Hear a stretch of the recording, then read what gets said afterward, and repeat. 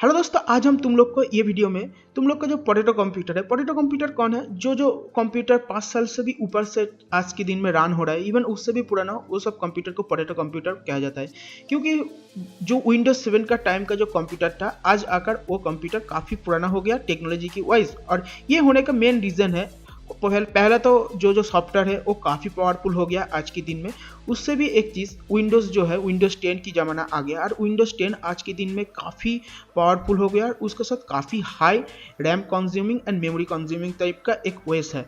तो आज के दिन में हर एक कंप्यूटर में जो कॉन्फ़िगर जरूरी है, पोटैटो कंप्यूटर कैटेगरीज के अंदर जो कंप्यूटर एंड लैपटॉप आता है उसमें हम लोग को वो देखने को नहीं मिलता है। तो आज तुम लोग को ये वीडियो में कुछ आसान चीज़ चेंजेस करने पर तुम लोग का जो कंप्यूटर और लैपटॉप है उसको कैसे परफॉर्मेंस इंक्रीज हो जाएगा, वही तुम लोग को ये वीडियो में बताऊंगा। तो सभी डेस्कटॉप एंड लैपटॉप यूजर जरूर ये वीडियो कम्प्लीटली देख लो, तो आप लोग को कुछ चीज़ पता चल जाएगा। और अगर आप लोग अपग्रेडेशन के लिए सोच रहे हो तो ये वीडियो आपके लिए एक काफ़ी हेल्पफुल वीडियो होने वाली है। तो by the way, tech SaMon channel से मैं सम्राट। अगर तुम लोग को ये वीडियो अच्छा लगता है और इस वीडियो से कुछ भी आप लोग को हेल्प हुआ तो जरूर वीडियो को लाइक कर लो। और उसके साथ चैनल में नया होने पर, मेरा बोलने का स्टाइल अच्छा लगने पर और इस related video, technology explain, tips and tricks related video Hindi and Bengali में मिलने के लिए चैनल को सब्सक्राइब करके पास में जो बेल आइकन है उसको बजा दो, मेरा आने वाली इस तरह का वीडियो नोटिफिकेशन मिलने के लिए। और शेयर करो फ्रेंड, कलीग मेंबर के साथ। तो देरी किस बात की, चलो शुरू करते हैं।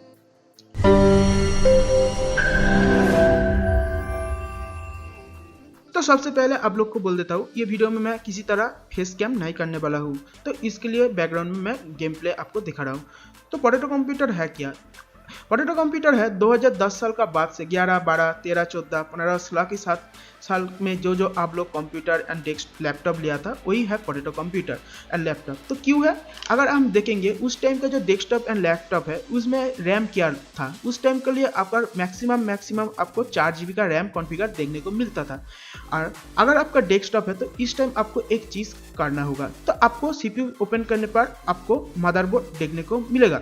और मदरबोर्ड में आपको जो रैम का स्लॉट है, उधर देखेंगे 2 स्लॉट है, एक में आपको रैम नॉर्मली देखने को मिलेगा और एक रैम स्लॉट आपको खाली देखने को मिल जाएगा। तो आपको क्या करना है, इधर आपको अगर एक रैम स्लॉट खाली है तो काफ़ी अच्छा है। अगर 2 रैम स्लॉट आपका दोनों में रैम लगा हुआ है तो उस टाइम आपको कुछ नहीं कर सकते। अगर आप चाहे तो दोनों रैम स्लॉट को ही चेंज करके नया रैम स्लॉट आप रैम ले सकते हैं, बट मैं उसको रिकमेंड आपको नहीं करूँगा। तो अगर आपका एक रैम स्लॉट खाली है तो काफ़ी अच्छा है। उसका साथ अगर आपका लैपटॉप है तो लैपटॉप में नॉर्मली क्या होता है, उस टाइम से लेकर 2016 के अंदर जो लैपटॉप था उसमें आपको सिंगल रैम स्लॉट ही देखने को मिलता था। फिर भी अगर आपका लैपटॉप में एक्स्ट्रा रैम स्लॉट है ना नहीं है, इसको एक बार कन्फर्म कर लीजिए। तो आप कैसे करेंगे? इसके लिए आपका जो लैपटॉप का मॉडल आईडी है उसके आप सर्च करके देख लीजिए कितना रैम स्लॉट है आपका कंप्यूटर लैपटॉप के ऊपर। और नहीं तो आप क्या कर सकते हैं, इंटरनेट से CPU-Z डाउनलोड कर लीजिए। और CPU-Z जो होता है कंप्यूटर में आपका कॉन्फ़िगरेशन को कंप्लीट इन डिटेल्स आपको दिखाएगा। तो उधर जाकर आप SPT सेक्शन में जाएंगे तो बाएं तरफ आपको स्लॉट का ऑप्शन देखने को मिलेगा। तो उधर आपको कितना स्लॉट है उधर आप देख सकते हैं आपका कंप्यूटर एवं लैपटॉप की अंदर। और नेक्स्ट आपको जाना है और एक चीज़, मैक्स बैंडविड्थ के अंदर। तो मैक्स बैंडविड्थ में इधर आपको 2 चीज़ देखने को मिलेगा। पहला तो है आपका रैम का कौन सा जेनरेशन है। मैक्स टू मैक्स आप लोग को DDR3 देखने को मिलेगा, कुछ में आपको DDR2 रैम भी उस टाइम के वाइज देखने को मिल सकते हैं। और उसका बाद आपको देखने को मिलेगा आपका रैम का कितना फ्रीक्वेंसी, कितना हर्ट्ज का है, तो वो हर्ट्ज भी आपको देख लेना है। इधर देखिए मेरा 2400 मेगाहर्ट्ज है, तो आपको उससे कम ही होगा, तो वो आप देख लीजिए। तो अगर आपका DDR3 है और आपका जो मेगाहर्ट्ज है वो अगर देख लिया तो आपको क्या करना है, अगर आपका 2 GB पहले से ही कंप्यूटर एंड लैपटॉप में रैम लगा हुआ है तो आपको 2 GB लेना है। अगर 4 GB है आपका लैपटॉप एंड डेस्कटॉप में तो और एक 4 GB स्टिक आप ले सकते हैं। एक ही चीज़ मेंशन है, वो है आपका कौन सा जनरेशन का रैम है और क्या फ्रीक्वेंसी। ये 2 चीज़ को देखकर आप रैम को बाय कर लीजिए और आपका लगाने पर आपका कंप्यूटर का रैम अपग्रेडेशन हो जाएगा। और रैम अपग्रेडेशन होने पर आपका जो कंप्यूटर का जो सिस्टम है वो काफ़ी फ्लुएंट चलने लगेगा। आते हैं नेक्स्ट अपग्रेडेशन की पार्ट में। तो नेक्स्ट है SSD। तो काफ़ी सारे लोगों ने SSD का नाम नहीं सुना। तो SSD क्या है? SSD आपका जो हार्ड डिस्क है, हार्ड डिस्क का तरह ही एक चीज़ है, बट हार्ड डिस्क से ये काफ़ी गुना फास्टर है। बोलो तो 100 एक्स फास्टर, उससे भी ज़्यादा फास्टर है ये SSD।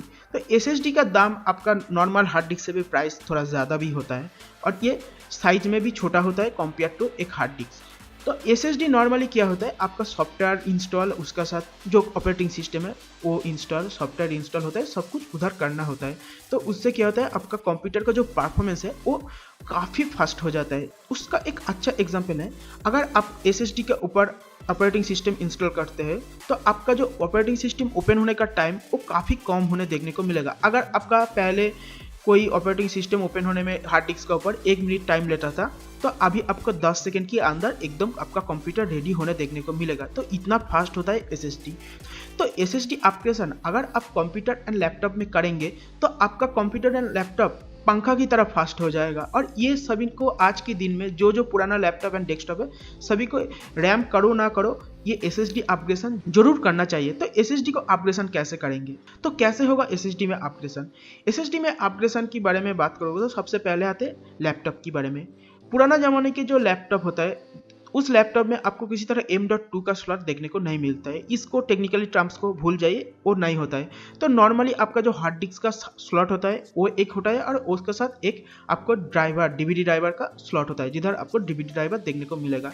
तो अगर आपको इधर एक चीज़ जानना होगा, आपका जो लैपटॉप है उसमें जो OS व ऑपरेटिंग सिस्टम है Windows 7 है, नहीं तो Windows 8 है, जो भी है उसमें अगर आपका किसी तरह ऑपरेटिंग सिस्टम परचेज वर्जन है तो 2 तरह का होता है। एक होता है जो कंपनी की तरफ से आपको पहले से ही ऑपरेटिंग सिस्टम ढाल दिया जाता है लैपटॉप के ऊपर, वो होता है। और दूसरा होता है आप बाद में ऑपरेटिंग सिस्टम का की बाय किया और वो आपका कंप्यूटर के ऊपर अप्लाई करके आपका ऑपरेटिंग सिस्टम जेन्युइन किया। तो 2 तरह का होता है। तो अगर आपका OEM होता है, मतलब पहले से ही आपका कंपनी की तरफ से उसमें ऑपरेटिंग सिस्टम जेन्युइन किया गया, तो उस टाइम में आप सैमसंग का SSD का साथ चाहिए।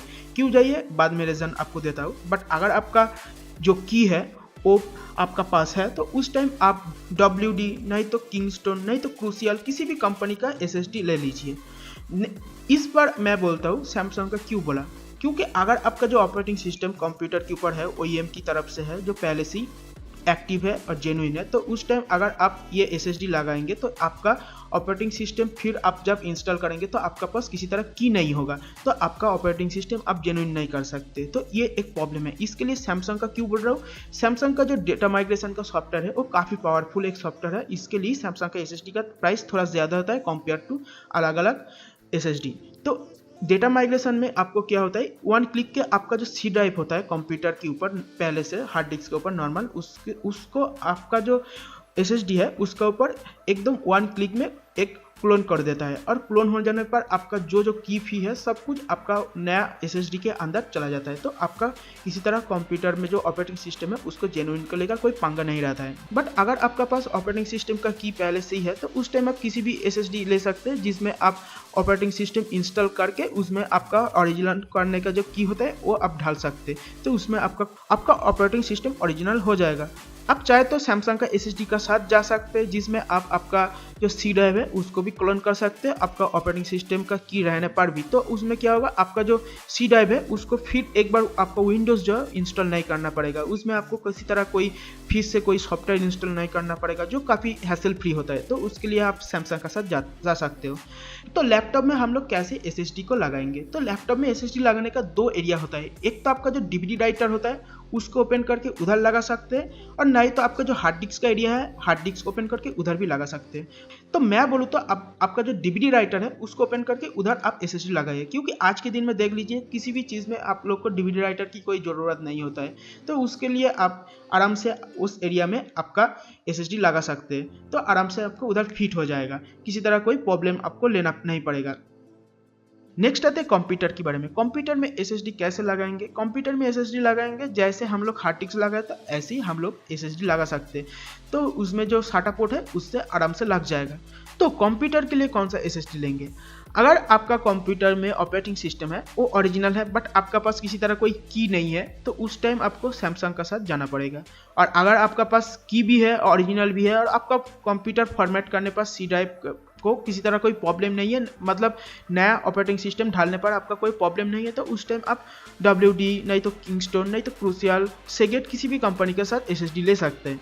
बट अगर आपका प्रॉब्लम है ऑपरेटिंग सिस्टम फॉर्मेट करने पर, उस टाइम आपको सैमसंग का साथ जाना पड़ेगा। उसमें आपको आराम से आपका जो सी ड्राइव है वो आपका बैकअप हो जाएगा ऑपरेटिंग सिस्टम आपका एसएसडी के ऊपर। और एक चीज़ जो आप लोग को बोलने में भूल गया था, लैपटॉप एंड डेस्कटॉप इसके लिए किसी तरह अलग अलग एसएसडी नहीं होता है, सभी के लिए एक ही एसएसडी होता है, एक तरह का है। तो आपको एसएसडी लेने के लिए आपको डेस्कटॉप का अलग एसएसडी, लैपटॉप के लिए अलग एसएसडी वो सोचना नहीं पड़ेगा। आते हैं नेक्स्ट अपग्रेडेशन की पार्ट में, जो है ग्राफिक्स कार्ड को लेकर। और ये पार्ट जस्ट डेस्कटॉप के लिए है, किसी तरह लैपटॉप के लिए नहीं है, क्योंकि लैपटॉप में हम लोग को किसी तरह जो ग्राफिक्स कार्ड वो अपग्रेडेशन का ऑप्शन नहीं रहता है, तो इसके लिए ये जस्ट डेस्कटॉप के लिए। तो डेस्कटॉप में जो मदरबोर्ड होता है, मदरबोर्ड के अंदर आपको ग्राफिक्स कार्ड का एक स्लॉट रहता है। और ये जो ग्राफिक्स कार्ड का पार्ट है ये सभी के लिए नहीं है। जो लोग थोड़ा सा हेवी यूज़ करता है उसका डेस्कटॉप, नहीं तो जो गेम खेलना पसंद करता है कंप्यूटर के ऊपर, गेम खेलता है, उसके लिए ग्राफिक्स कार्ड बहुत अच्छा एक चीज़ होने वाला है आने वाली गेम को खेलने के लिए। जो अभी तक उसका कंप्यूटर के ऊपर GTA वाइस सिटी खेलता था, यानी नहीं तो सैन एंड्रियास की तरह गेम खेलता था, उसके लिए ये एक अच्छा अपग्रेडेशन होने वाला है। और ये अपग्रेडेशन करने पर तुम लोग का कंप्यूटर के ऊपर अभी तक जो GTA खेल रहा था, नहीं तो IGI खेलता था, उसमें अभी का जो मॉडर्न गेम है, AAA टाइटल का गेम बोलता है, वो सब गेम खेल सकते हैं। जैसे GTA का 5 है एकदम लेटेस्ट वर्जन, वो खेल सकते हो। CSGO काउंटर स्ट्राइक का लेटेस्ट वर्जन खेल सकते हो। नहीं तो PUBG मोबाइल, जो मोबाइल के ऊपर काफ़ी पॉपुलर है, उस गेम को भी तुम लोग तुम्हारा कंप्यूटर के ऊपर भाया एमुलेटर इंस्टॉल करके खेल सकते हो, जिसमें काफ़ी अच्छा परफॉर्मेंस मिलने वाला है, उसके साथ काफ़ी अच्छा एक्सपीरियंस भी देने वाला है तुम लोग को।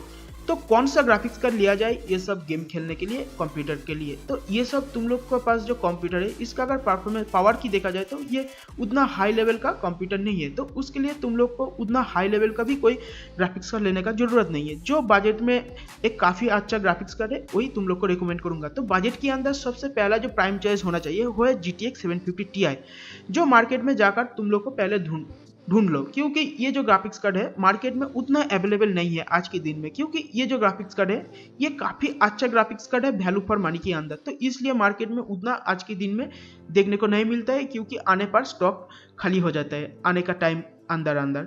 और इसका अलावा और भी दो जो ग्राफिक्स कार्ड तुम लोग को मेंशन करूंगा वो है GT 710, नहीं तो GT 130। ये दो ग्राफिक्स कार्ड भी ले सकते हो, जो काफ़ी अच्छा ग्राफिक्स कार्ड है, मार्केट में आराम से तुम लोग को मिल जाएगा।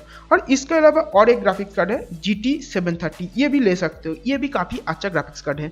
तो ये सब ग्राफिक्स कार्ड लेने का टाइम तुम लोग को एक चीज़ ध्यान देना है, इसका अंदर जो VRAM है, VRAM का कौन सा जेनरेशन है। VRAM का दोनों जेनरेशन ये सब ग्राफिक्स कार्ड के अंदर देखने को मिलेगा, एक है DDR3 और एक है DDR5। तो तुम लोग को DDR5 वाला लेना चाहिए, क्योंकि DDR3 से DDR5 के अंदर अगर परफॉर्मेंस में डिफरेंस देखा जाए तो काफ़ी है, बट प्राइस के अंदर थोड़ा सा डिफरेंस है। DDR5 वाला ग्राफिक्स कार्ड थोड़ा एक्सपेंसिव है कंपेयर टू DDR3, तो इसलिए तुम लोग जरूर DDR5 का साथ जाएंगे। और जाकर जब कोई ग्राफिक्स कार्ड देखेंगे तो कॉन्फर्म एक बार कर लीजिए ये DDR3 वाला है नहीं तो DDR5 वाला है, कौन सा है, उससे तुम लोग को कॉन्फर्म हो जाएगा ये कौन सा जेनरेशन का है। और प्राइस की बात किया जाए, ये सब ग्राफिक्स कार्ड आपको 5000 से 7000 के अंदर आराम से मिल जाएगा।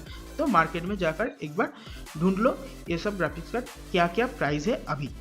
नेक्स्ट जो पार्ट तुम लोग को बताऊंगा ये भी कंप्यूटर रिलेटेड ही है, बट ये पार्ट काफ़ी एक इम्पॉर्टेंट पार्ट है कंप्यूटर में, अगर अपग्रेडेशन करो या नहीं करो। अगर अपग्रेडेशन कर रहे हो उस टाइम भी ये आपको अप्लाई करना चाहिए, अगर आप अपग्रेडेशन नहीं कर रहे हो उस टाइम भी ये अप्लाई करना चाहिए। वो है आपका टाइम टू टाइम CPU को क्लीन करना, क्योंकि अगर आप CPU को देखेंगे एक टाइम के बाद जाकर बहुत ही ज़्यादा धूल मिट्टी आपको जमा हुआ अंदर देखने को मिलता है। और ये होने पर क्या होता है, आप लोग का कंप्यूटर का जो परफॉर्मेंस वो आपको गिरने को देखने को मिलता है। और ये होने का कारण है, अगर आपका कंप्यूटर के अंदर बहुत ही ज़्यादा धूल मिट्टी जमा हुआ है तो उस टाइम क्या होगा, अंदर का जो गर्म हवा होता है वो बाहर नहीं निकल पाता है। और बाहर नहीं निकलने पर क्या होगा, आपका कंप्यूटर के अंदर जो कंपोनेंट है वो बहुत हीट हो जाता है, और हीट होने पर किसी भी चीज़ का परफॉर्मेंस गिरता है वो नॉर्मली, और इधर भी वही आपको प्रॉब्लम देखने को मिलता है। तो इसलिए आपको आपका कंप्यूटर के अंदर का जो धूल मिट्टी है वो टाइम टू टाइम बहुत अच्छे से क्लीन करना जरूरी है। तो आप ज़रूर ये सब चीज़ 2 महीने में एक बार नहीं तो 3 महीने में एक बार आपका कंप्यूटर को कम्प्लीटली क्लीन कर लीजिए, इससे आपका परफॉर्मेंस बहुत ही अच्छा होने वाला है कंप्यूटर के अंदर। और इसका अलावा अगर आप आपका CPU के अंदर मदरबोर्ड को देखेंगे तो मदरबोर्ड में आपको प्रोसेसर देखने को मिलता है, और प्रोसेसर के ऊपर एक अलग से पंखा देखने को मिलता है। तो ये पंखा का काम होता है, जब आपका कंप्यूटर ऑन हो जाता है तो आपका प्रोसेसर काम करना लगता है, और काम करने पर आपका प्रोसेसर हीट हो जाता है। तो हीट को डिसिपेट करने का काम है ये पंखा का।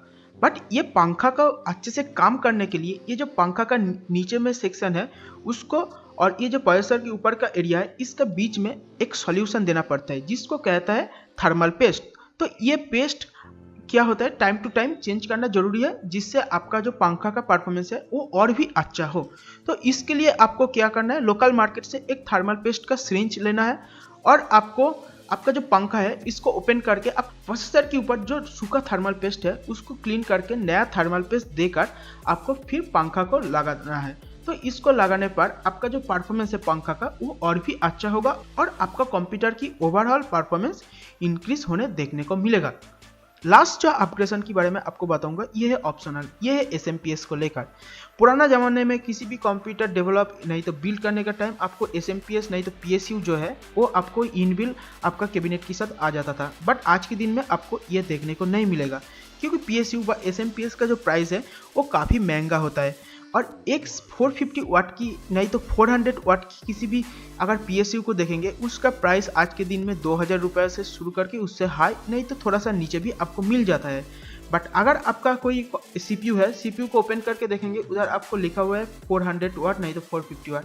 आप एक चीज़ सोचिए, आपका कंप्यूटर के अंदर 1000 रुपये का एक कैबिनेट है नहीं तो 1200 रुपये का अंदर एक कैबिनेट है, उसके अंदर कैसे आपको 400 वाट का एक SMPS दे सकता है। जो SMPS होता है नॉर्मली ये सब कंप्यूटर के अंदर 200 वाट का होता है। तो अगर आप आपका कंप्यूटर के ऊपर ग्राफिक्स कार्ड लगा रहे हैं, नया रैम लगा रहे हैं, SSD लगा रहे हैं, तो उस टाइम मैं आप लोग को रेकमेंड करूंगा क्या आपका जो SMPS है वो चेंज करके एक 450 नहीं तो 400 की वाट के अंदर एक जाने माने ब्रांड की SMPS लगा लीजिए, जैसा क्वासियर हो, कूलर मास्टर हो, एनटेक हो नहीं तो थर्मल टेक हो, नहीं तो एक लो बजट के अंदर है तो आप सर्किल का भी ले सकते हैं जो आपको काफ़ी अच्छा परफॉर्मेंस देगा।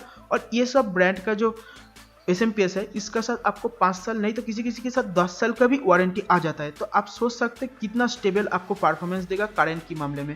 और किसी भी आपका कंप्यूटर की कंपोनेंट उसका अंदर अगर ठीक से करंट जाएगा तो उसका जो परफॉर्मेंस है वो और भी अच्छा करेगा। तो आप ये चीज़ लगा सकते हैं। बट ये एक ऑप्शनल है, आपका कंप्यूटर के अंदर 200 वाट का जो SMPS है बोलने में तो 450 वाट इधर दिखा रहा है बट ये असल में 200 वाट की होता है, तो उससे भी आपको काम चला जाएगा। बट आप चाहे तो आपका जो कंप्यूटर की ओवरऑल परफॉर्मेंस है उसको स्टेबल कर सकते हैं ये SMPS चेंज करने पर, तो आपको कंप्लीट एक पैकेज हो जाएगा। That's all. ये सब करने पर आपका कंप्यूटर की आज के दिन के मुताबिक हो जाएगा और एक काफ़ी अच्छा परफॉर्मेंस देने वाली कंप्यूटर हो जाएगा। By the tech SaMon channel से मैं सम्राट था। अगर तुम लोग को ये वीडियो अच्छा लग रहा है तो वीडियो को जरूर लाइक करो, उसके साथ इसको रिगार्डिंग कुछ भी जानने का जरूरत हुआ तो जरूर नीचे कमेंट करके जनाओ। हाँ, तुम लोग को कमेंट का 100% सबसे पहले आंसर देने का ट्राई करूँगा। उसके साथ चैनल में नया होने पर चैनल को सब्सक्राइब करके पास में जो बेल आइकन है उसको दबा दो मेरा आने वाली इस तरह का video, technology explain, tips and tricks related video Hindi and Bengali में मिलने के लिए। फिर एक नया वीडियो में मुलाकात हो रहा है, तब तक के लिए stay safe, tata, bye bye.